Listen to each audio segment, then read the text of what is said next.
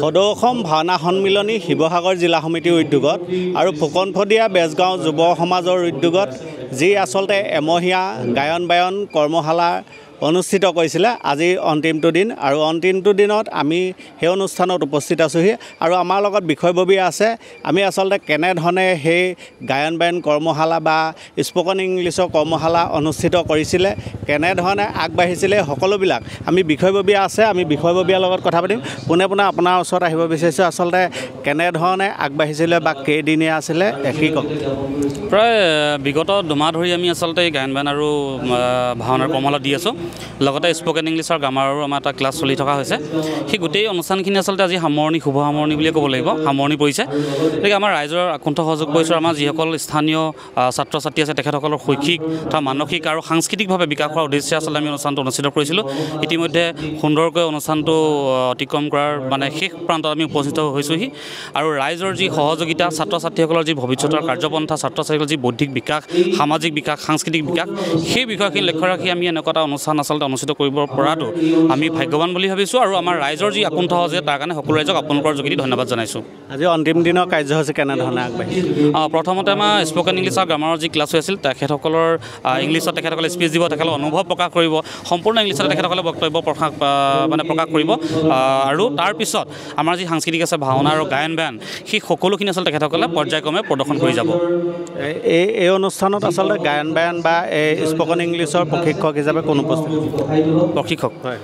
আমাৰ শ্ৰদ্ধাৰ বেদৱ দত্ত ডাঙৰীয়া আছে ভাওনা আৰু গায়ন বায়নৰ দেৱাশিষ খনিকৰ ডাঙৰীয়া আছে আৰু আমাৰ গোপাল গঞ্জু তেখেতো আছে তেখেতসকল অসমৰ ভাওনা জগতৰ এজন উজ্জ্বল তাৰকা বুলি তেখেতসকলক ক'ব লাগিব আৰু আমাৰ যিটো ইংলিছৰ বিভাগৰ যিখিনি কৰি আছে তেখেত আমাৰ শিৱসাগৰ ছোৱালী মহাবিদ্যালয়ৰ ইংৰাজী বিভাগৰ অধ্যাপক ডক্টৰ শিৱপ্ৰসাদ মেলি ছাৰ আছে আমাৰ ৰাজগড় উচ্চতৰ মাধ্যমিক বিদ্যালয়ৰ ইংৰাজী বিভাগৰ বিষয় শিক্ষক অঞ্জন ফুকন আছে আৰু অন্যজন শিক্ষক চন্দন ফুকন আছে তেখেতসকলে পৰ্যায়ক্ৰমে আচলতে আমাৰ টিউশ্যনটো চলাই গৈছে হয় ভাওনাৰ গায়ন বায়নৰ যি কৰ্মশালা আছিলে কৰ্মশালা প্ৰশিক্ষকদ্বয় আমাৰ মাজত উপস্থিত আছে আমি পোনে পোনে আচলতে বেদৱত দত্ত হয় আপুনি বেদৱত দত্তৰ ওচৰলৈ আহিছোঁ কি ক'ব কেনেধৰণে আচলতে প্ৰশিক্ষণ প্ৰদান কৰিছিলে বা ছাত্ৰ ছাত্ৰীৰ সংখ্যা কেনেধৰণে আছিলে বা ভাওনা আৰু এই গায়ন বায়নক বিশ্ব দৰবাৰত থিয় কৰাবৰ বাবে আপুনি কেনেধৰণে উদ্যোগ গ্ৰহণ কৰিছে হয় সদৌ অসম ভাওনা সন্মিলনীৰ সৌজন্যত আমাৰ শিৱসাগৰ জিলা সমিতিৰ সৌজন্যত ফুকনফদিয়া বেজগাঁৱৰ যুৱ সমাজৰ উদ্যোগত যিটো আমাৰ মাহজোৰা গায়ন বায়ন আৰু ভাওনা কৰ্মশালা অনুষ্ঠানৰ আয়োজন কৰিলে আমি প্ৰশিক্ষক হিচাপে আছিলোঁ আচলতে ভাওনা বিশ্ব দৰবাৰত প্ৰতিষ্ঠা কৰাবৰ বাবে ভাওনা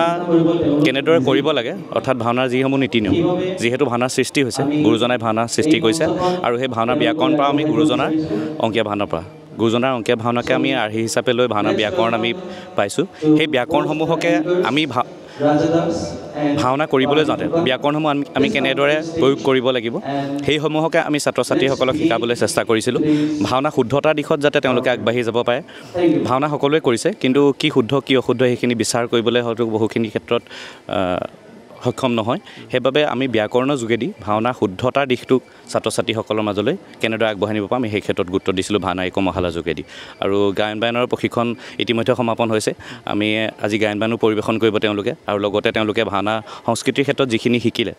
এই মাহজোৰা কৰ্মশালাৰ অন্তত আজি তেওঁলোকে দৃশ্যাংশ কৰিব বা অভিনয় কৰি দেখুৱাব ছাত্ৰ ছাত্ৰীসকলে নিজাববীয়া ফালৰ পৰা আমি যিহেতু ভাওনা অনুষ্ঠিত নকৰোঁ সেইবাবে যিসমূহ শিকিলে তেওঁলোকে নিজাববীয়াকৈ ইয়াত প্ৰদৰ্শন কৰিব কিমান ছাত্ৰ ছাত্ৰী আছিলে বা ছাত্ৰ ছাত্ৰীসকলে এই ভাওনাই হওক গায়ন বায়নৰ কৰ্মশালাই হওক শিকাৰ ক্ষেত্ৰত কেনেধৰণে আগবাঢ়ি গৈছিলে বুলি আপুনি ভাবে ছাত্ৰ ছাত্ৰী বুলি ক'বলৈ প্ৰায় অৰ্ধ শতাধিক মানে আছিলে 50 মান আছিলে কিছু অলপ দিনৰ পিছত কমি প্ৰায় 35-40 মান ছাত্ৰ ছাত্ৰী থাকিলেগৈ সেইখিনি দুইটা ক্ষেত্ৰতে আছে মানে গায়ন বায়নৰ ক্ষেত্ৰতো আছে আৰু ভাওনাৰ ক্ষেত্ৰতো আছে ইয়াত আপোনাৰ মহিলাও আছে ছোৱালীও আছে আমাৰ ল'ৰাও আছে সকলোখিনি কৰিব আচলতে আমি এনেকুৱা নহয় অকল ল'ৰাখিনিয়ে যে ল'ৰাখিনিৰ কৰিব ছোৱালীখিনিয়ে ছোৱালীখিনিৰ কৰিব আমি সকলোখিনি বস্তু শিকাইছোঁ আজি কৰ্মশালাটোৰ অন্তত এনেকুৱা হ'ব লাগে যাতে ছোৱালীজনীও গৈ পেলাই পুৰুষৰ চৰিত্ৰ এটা কেনেদৰে ৰূপায়ণ কৰিব লাগে কি নীতি নিয়ম মানিব লাগে সেইখিনি যাতে শিকাব পাৰে পুৰুষজনেও যাতে মহিলা চৰিত্ৰ এটা কেনেদৰে ৰূপায়ণ কৰিব লাগে কেনেদৰে শুদ্ধতাটো বিচাৰ কৰিব লাগে সেইখিনি ক্ষেত্ৰত যাতে তেওঁলোকে বিচাৰ কৰিব পাৰে সেইবাবে আমি পুৰুষ মহিলা সকলোকে আমি সকলোখিনি বস্তুৱে শিকাইছোঁ অদূৰ ভৱিষ্যতে তেওঁলোকে কেনেদৰে নিয়ে সেইটো নিজৰ কথা কিন্তু আমি এতিয়া যিহেতু তেওঁলোকক শিকাই আছোঁ ব্যাকৰণিকভাৱে শিকাইছোঁ সেইবাবে আমি পুৰুষ মহিলা সকলোকে ভাওনাৰ গোটেই সম্পূৰ্ণ বস্তুখিনিয়ে শিকাবলৈ চেষ্টা কৰিছোঁ ধন্যবাদ যাইছোঁ আপোনাক পোনে পোনে আকৌ বিমলৰ ওচৰলৈ আহিব বিচাৰিছোঁ যুৱ শৃংখলতাৰ ক্ষেত্ৰত এনেকুৱা ধৰণৰ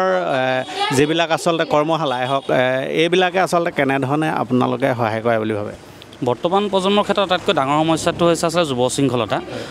সেই সমস্যাটোৰ ক্ষেত্ৰত মই ভাবোঁ আধ্যাত্মিক দিশৰ লগত তেখেতসকল যদি জড়িত হয় পটককৈ তেখেতসকলে বেয়া দিশ এটাৰ ফালে যাবলৈ বহুতবাৰ চিন্তা কৰিব লাগিব তেখেতসকলে বেয়া দিশ এটাৰ ফালে পটককৈ মন নেমেলে গতিকে মই ভাবোঁ এনেকুৱা আধ্যাত্মিক অনুষ্ঠানবিলাকে বা এনেকুৱা ধৰণৰ শৈক্ষিক যিবিলাক অনুষ্ঠান সেই অনুষ্ঠানবিলাকে আচলতে যুৱ প্ৰজন্মক ভৱিষ্যতৰ দিনত তেখেতসকলে যুৱ শৃংখলাটো কমাই যুৱ প্ৰজন্ম আচলতে সাত্বিকতাৰ প্ৰতি ভাল দিশৰ প্ৰতি আকৰ্ষিত হ'ব বুলি মোৰ অনুভৱ হয় হয় আপোনালোকে গম পাইছে যিহেতু এতিয়া গ্ৰীষ্ম বন্ধৰ সময়ত আচলতে এনেকুৱা ধৰণৰ কৰ্মশালাৰ জৰিয়তে ছাত্ৰ ছাত্ৰীসকলক শাৰীৰিক মানসিক বৌদ্ধিক বিকাশৰ ক্ষেত্ৰত আচলতে আগবঢ়াই নিয়াৰ এনেকুৱা কিছুমান কৰ্মশালাই আচলতে গুৰুত্বপূৰ্ণ ছাত্ৰ ছাত্ৰীসকলৰ ওপৰত গুৰুত্বপূৰ্ণ ভূমিকা গ্ৰহণ কৰে বুলি আমি ভবাৰ থল আছে